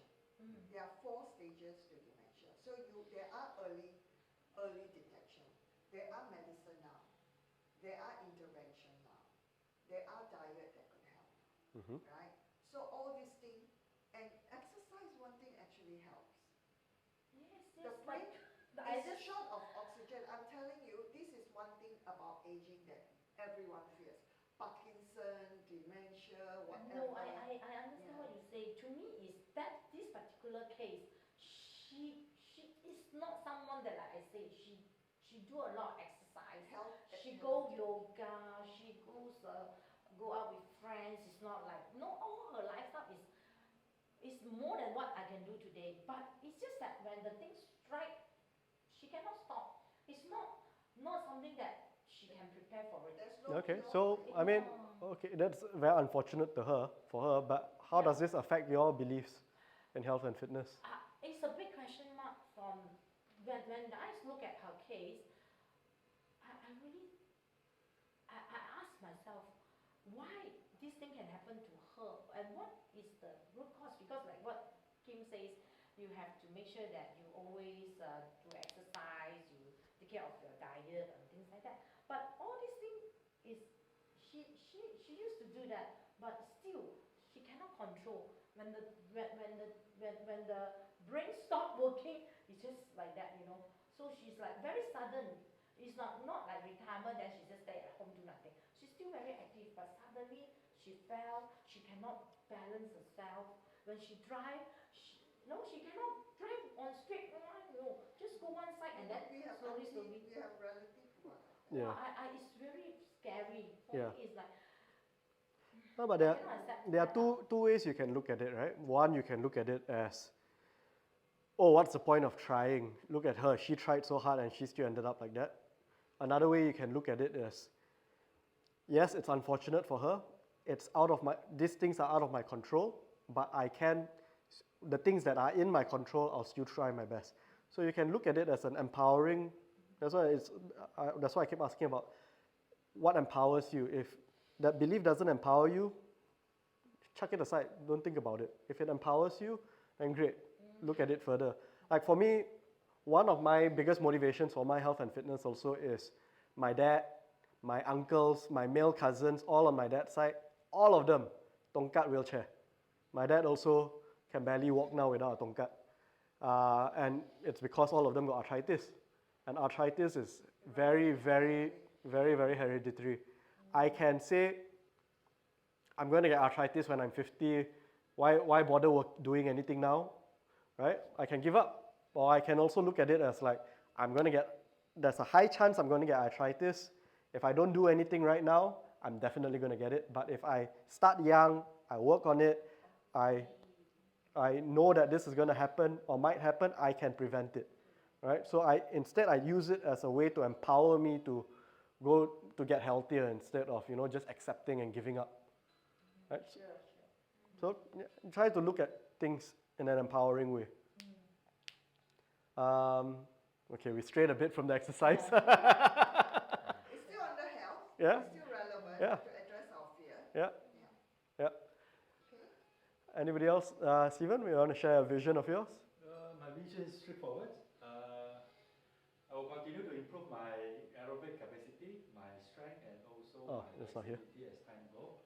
As long as I can do, as long as my physical body is capable of doing it. I also want to share what Kim actually had mentioned, right? It might be seems that this is kind of straightforward and very simple, but it can be as simple as just 2 line, 3 line in a vision. But whatever thing, if you can understand better, in depth of what the benefit of all these 3 things giving you, that actually cover what Kim just said, right? Like what Kim had mentioned about, the health status of your brain. To answer you as well, I'm not sure if I told Kim about this, right? Never ever allow anyone coming to you and tell you that, the human body is exactly like an old car. When a car is actually produced for 10 years, right? So your body, when you reach 50, right, you are expected to be like an old car, right? You need to go in and repair, you're no longer function well as it is, right? It's wrong. A car is a finished product, right? But human body, you regenerate cell, like how many million every second, right? Right? So we are not finished product. Every second, every minute, we are generating new cell. It can be slower when we are aging, but we are generating. That's why when we eat healthy food, we exercise, we do the right thing, right? Actually, we are stimulating the body, right? So the workout that I mentioned with such a simple vision that I put it in, right? That is already in a way like what Kim said. I might be seen that I'm just doing running for what? For improving my aerobic capacity. But what you might not see is I'm also at the same time stimulating my bone. Like what I mentioned about the running program during the TtT training, right? I think one of the sport that the benefit of running is when we run, no doubt there is an impact on our body, but that impact generates vibration to the bone, right? So you tell me, what other exercise that you're able to do that stimulate your bone? Because the stimulation of the bone, it is a form of massage that help your bone to generate more red blood cell. Like even when you mention about your relative or whatever, right, they might be doing yoga. I'm not saying yoga is not good, right?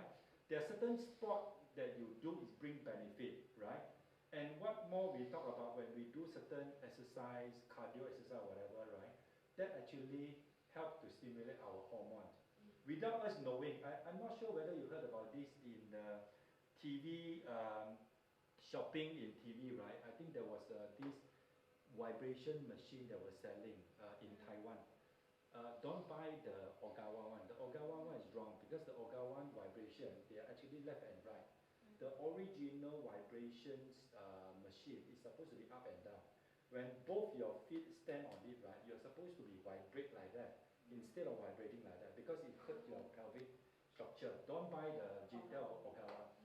They've done a scientific research when US and Russia send the astronaut up to space, right? They stay more than 3 months, and the Russian was doing that machine, right? That stimulation, actually, after 3 months, when they come back to the Earth, right? The astronaut can still walk, after 3 months of not living on Earth, right? So called.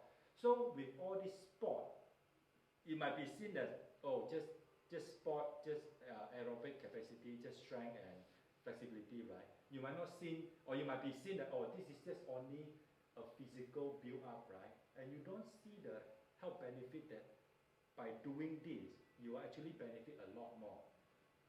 When we talk about fasting, right? The intermittent fasting, autophagy, you heard about it? Autophagy is like when you starve yourself hunger enough. Some theory say 16 hours, some theory says 12 hours, some say 24 hours or whatever. Autophagy, if you work out for 30 minutes, your body will automatically tune into that that means your good cell will start eating the bad cell, right? So by doing certain exercise, workout, fitness or whatever, you are actually bringing benefit to the body. But without you knowing that I'm doing this, I'm actually bringing in, the health for mental whatever. I share this with you for you to be convinced. This guy called Wang Desun, I'm not sure if you know this. This guy become very famous. Oh, the model. Yes, the Yeah. model. He's currently what, 70 over years old. Yeah. For your information, he only started to go to gym at the age of 50, Yes. right? 50. So every day, he only do 3 things. 1 hour of swimming, that is aerobic capacity. 1 hour of strengthening, which is the gym. And 1 hour of flexibility, right? Instead of, for the old man that he's losing out 1 or 2% of the muscle every year, he actually gained muscle. And he's able to walk, the way. Does he look like 80 years old man? You know, in New York, there's this, I got a This is a live example, Hmm. And he just do. And they invite him to give a talk. His talk is less than 2 minutes. He sit down and say, I'm telling you the formulation. Actually, copy, I'm doing this. And he actually tell everyone, you know why you cannot do? Because you're lazy. Because you're not doing it. Yeah. You understand? To him, right, he doesn't want to drag like 1 hour, 2 hours because you are coming to see and trying to 卖关子, No, he's just telling you, I tell you the formulation because I'm doing it every day. That's it. Yeah. Right? This reminds me of something that Stu always says to me and my sister. And my sister will always like, oh, we're trying to lose weight, we're trying to lose weight. Stu said, it's very easy to lose weight. Just put the fucking spoon down. Or you have to do enough. Just do it. Yeah. Yeah. That's one of the way. One of the way. Yeah, but Stephen, I want to ask you. So you say that this is yours, right? I will continue to improve my aerobic capacity. Why? Why is that so important to you? First of all, because I would do it when I can still do it. The second thing is also I want to share with you, like we have body cell in our body, right? Why people are getting old, aging? Why people are getting weaker? Because we didn't put enough pressure and resistance to ourselves. You were asking, right? Why sudden? How can we train our mind? You look at Dr. Mahathir, our Tun, complaining, never settle down. I complain. Okay, stem cell to spot. So I believe one thing, right? Muscle is made of cell. Your heart is also made of cell. Your brain is also made of cell. Cell need to have a certain level of resistance, right? I mean, I share with you. Even when we go to gym, right? You see, I'm not talking about female. Sometimes male as well. When you do weight, sometimes they say, hey, I've been going to the gym for 2 months, 1 month, right? I didn't see result. After 3 months, I give up because I don't see result. There's 2 things. One is you didn't lift heavy enough. That means you have not lift heavy enough to create the resistance to the muscle and tell them, hey, my owner of the body is going to lift heavy stuff. We better work up the muscle. That's one thing. The second thing is we set up our goal too high, too easily that I mean everyone will say, okay, I want to go for a diet, right? I want to see result in 3 months, 2 months, 1 month, too fast. Actually, my philosophy is very simple. I want to go to the gym, I want to do a certain thing, right? Come on, I don't even look at the result. I say, shut up and work out for 9 months and then you ask about result. Don't ask result for too early. Continue doing. Just do. Don't you do one day and then you go into mirror and say, hey, I think I lost a little bit. And then I go and weigh, right? Hey, I think I lost like 0.1. No, it's too early to see. If you understand the rejuvenate process of your body, right? Sometimes it takes like 9 months to rejuvenate certain part, your muscle, your skin or whatever thing, right? I mean, you go to Google and search, I don't have such a detailed thing because it takes time for you to rejuvenate. I have this bone fracture.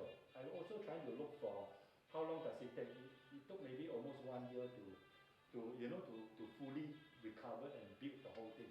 You have to give time to your body to react. Yeah. The hard work we do. Stephen, I don't think you've answered my question though. Yes. Why is it important to you? Because I can still do and I want to do. do it. Why? I want to continue Why doing is it. doing this so Yeah, Yeah, important? why is it also important? why is doing aerobic, why is being healthy, why is doing this pressure and building up your mind, why is it important? Actually, to me, what I'm doing, I won't say I'm healthy. In fact, because I've gone into a competitive mood, right? No, So still answer. I've gone into the competitive mode that I actually get to measure my level of fitness, right? So why am I continue doing it? I cannot afford to see my fitness level drop. Why not? Because I digitize Why my is fitness. this so important to you? It is important because to me that I want to continue to be competitive, you know. Why? Why So- is being competitive? This is the why process. It's your No, identity, I know is it? because I feel good. I feel I'm strong, and then I feel that I can still doing it when I can, because I know moving forward, one day my body will be getting weaker and weaker, and I don't want to be suffering like what you have just mentioned. Right? I don't want to at the end of the day I cannot going anywhere. I sit on a wheelchair or whatever, and more importantly, I don't want to be a burden to my family member. See, Right? that's Yes. that's the why. Yes, That's I the don't want to be why. a burden, and I want to continue to keep up the fitness level Yeah. as long as I want, right? Mhm. Okay. Yeah. Answer. You see why I keep asking why? Because you're like, I want to be fit. Why you want to be fit? Because I want to be competitive. Why I want to be competitive? Because I want to be fit. But the root cause is because you don't want to be a burden for your family, Yes. right? I think that's Yeah. the base of it. Okay, we still have 10 more minutes. Huh? Huh? I said this is a very easy process for the trainer because the answer comes from all of you, not from me, right?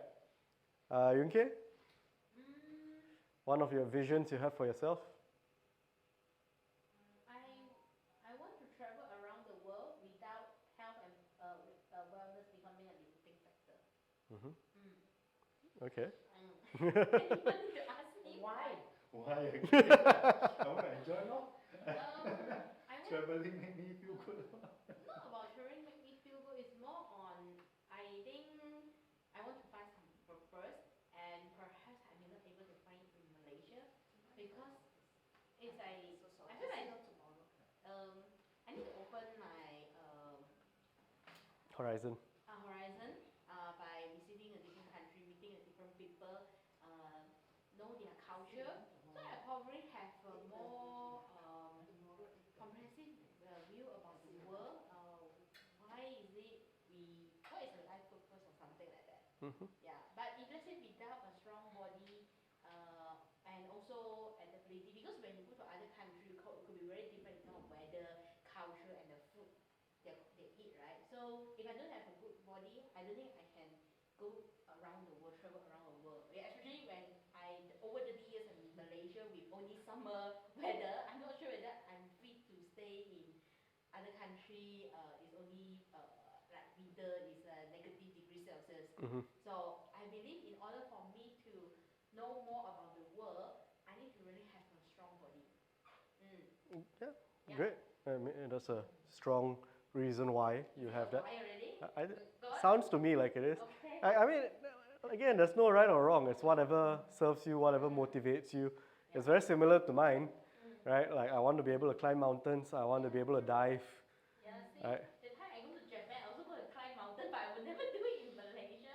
So before that, I go to Japan, I try to train myself a little bit. At least when I go to Japan, yeah, I walk a bit slow, but at least I climb up to the hill. Mhm. Yeah, so I'm quite satisfied that, okay, I didn't waste the trip because I managed to visit these most of the beautiful mountain in Japan. Mhm. So I feel very great. Yeah. Yeah, but if let's say without training the body, I believe I may not be able to do that. Yeah. Yep. So yeah, I mean, before we close off this round, the next step is after the break we'll go into strategy. But I think it looks like everyone really needs a break Yes. soon. It is a lot of thinking that we've done, right? Again, you are here to learn the framework. I don't expect you to have your final list of your premise, your vision, your purpose. This is something that will take time. I've gone through this whole lifebook process for, I said lifebook is about 12 categories, health and fitness just being one of the 12, right? And I've gone through this like 3 times, 4 times in the last 7 years of doing this. Your premise, vision, purpose, they change over time as you learn more, you grow older, your life circumstances change. But it's just important that you understand where you're coming from, right? Because once you have these 3 things clear and you go into the strategy, which we'll do after this break, that's where you can come up with the goals and habits or what you need to do to come up to reach that vision that you want to have. Strategy is the last stage. Strategy is the last stage. Does it also include timeline as well? I mean, strategy is like what you need to do Yeah. to achieve the vision. Yeah. Does it include timeline? Yeah. Okay, put in the timeline as well. Yeah. Like So- what to do. So it really depends how you want to do it. Like some people, when they go through this process, they like to think 20 years down the road. For me personally, I do 5 years, right? So I'm only thinking about my health and fitness. How do I see myself 5 years from now? Okay, then when I come up with my strategy, I'm like, okay, what do I need to do in this next 5 years? I know that in 5 years, I'm 36 years old, I still want to be able to I want to go compete in the elite Spartan race. I want to be able to go climb Mount Fuji or whatever. So, okay, that's my 5-year vision.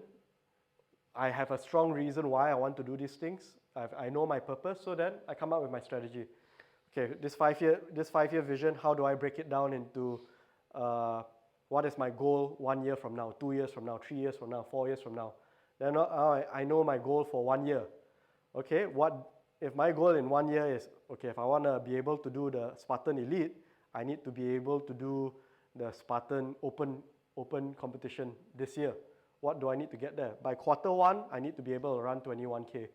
By quarter 2, so you see how by having that vision first, you can break it down into your 5-year goal, your 1-year goals, your quarterly goals, your monthly goals, and then this leads up to your habits, where now I just need, if I want to be able to run 21K, I talked to you about running, right? So it's I need to be able to run long distance. I need to be able to do sprints. I need to be able to do inclines, right? So I built that into my habit. 3 times a week, I do each of these things. So I don't even need to think about my 1-year goal anymore. I don't even need to think about my 5-year goal anymore because I had a clear vision. I break it down into my habits. And now, every week I do these things, I'm working towards my 5-year vision. I don't need to stress about it anymore. I don't need to think about it anymore. I don't need to be like, oh shit, am I achieving what I'm supposed to achieve? It just happens. And that just makes it so much easier. And whenever I have any doubts, why am I doing this? This is so tiring. Like, why am I waking up 6 a.m.? I just think, oh yeah, because I have a clear vision for why I'm doing this. I have a clear purpose for why I'm doing this. I want to climb this mountain. I don't want to end up with like my dad in a tongkat, right? Those reasons pull me, and it makes it a lot easier, right? I think it applies to all the aspects in our life, right? Mm-hmm. Not just health and wellness, even like your financial goal and all these Exactly. career goal, Yeah. all these more. So this framework, you can apply it in anything, right? Like I said, health and fitness is just one of the 12 categories we define in Lifebook, right? So I guess we can do our break early, and for the rest of this time, no, still got a few more minutes. For the rest of this time, please take this time to look at your premise again, look at your vision, look at your purpose. I really enjoyed that sharing session, right? I learned a lot from each of you. Some of you mentioned different premises, like what you mentioned about the body going through autophagy and how it's not a finished product. It's a product that's that's a great belief to have about your health and fitness, right? So yeah, find inspiration through all this, have this kind of conversations, and then, if eventually you end up with a list of premise, vision, purpose that inspire you. Like right now, I don't even need to look at my premise, vision, and purpose anymore. I've defined it for the next 5 years. It's automatic for me. I just need to focus on the strategy day to day, week to week, month to month. Okay? So yeah, I'll just end this session with a quote from Mahatma Gandhi. Your belief become your thoughts become your words become your actions, Your actions become your habits become your values, and your values become your destiny, right? So it all starts from just that very small thing, your beliefs, that will end up defining who you become in your life, what your destiny is. When people tell me, oh, God or whoever comes up with our destiny, I don't know, it's bullshit. Actually, You have control this is over it. exactly what I wanted to discuss with you. Like when you mentioned, like when you have a plan and then when you are doing it, you know, to according to the plan, right? Suddenly, like you feel like you're so tired. Why are you doing this, right? That is already a negative kind of thought, right? And then you have the vision to remind you and say, this is where I'm heading to, right? Things like that. But I thought this is a good statement to make, that because you have been doing this, and I don't know whether is that a way to make it like this has become part of the lifestyle, that you feel so comfortable of doing it, and you don't even feel like you're doing it because you suffered, and then just because you want to achieve the vision or the goal or whatever. Whether or not you have a way to make it like this is, I don't find this is suffering, right? I find this is like a part of my lifestyle, and I enjoy doing it. Yeah. Right? Yeah, that's the That's most another important part. level, yeah, I think exactly. that's the most important part. Yeah, Like this yeah, life that book, become natural, right? yeah, this whole process is like the first time you do it is super difficult. Yeah, you have challenge. Right? You come up, resistant, you know, like. you don't really know your beliefs, you don't really know your vision. I mean, right now I gave you guys 15 minutes to write it down. It's not enough time. But over time, I've been doing this for 7 years, right? This whole life book process for 7 years. It took me a long time to figure out what really are my foundational beliefs. And once I found it, then it's like you say, it's about enjoying the process. Yes. Or maybe you find it so painful if you're not doing it. Yeah. Put the other way around. Yeah. Instead of doing it, you feel it so painful. Yeah, and the best thing about this whole process is, after doing this for 7 years, every year I write down my vision. This year I write down my vision, I'm like, oh shit, like I want to do a Spartan Elite race in 5 years. Fucking impossible. How am I going to do that? But then 3 years from now, I've done it. Like if I look at my past, the vision that I thought was impossible when I write down, I accomplish it much faster than I thought I could accomplish it, right? And then I'm like, oh, I don't even know why I thought it would be difficult. That's the best feeling ever, right? And that will inspire you to go further. that will inspire you to go yeah, further. And set more goals, Yeah. Yeah. Once you achieve it, the kind of satisfaction. Yeah. And this is where, like, a lot of things I say to you might sound very simple right now, but like this is what I mean by have a vision that pulls you, right? Because if you really have such a strong, vibrant vision that pulls you, it's all so easy. It becomes really, really easy. Just do this once. Like, just trust the process.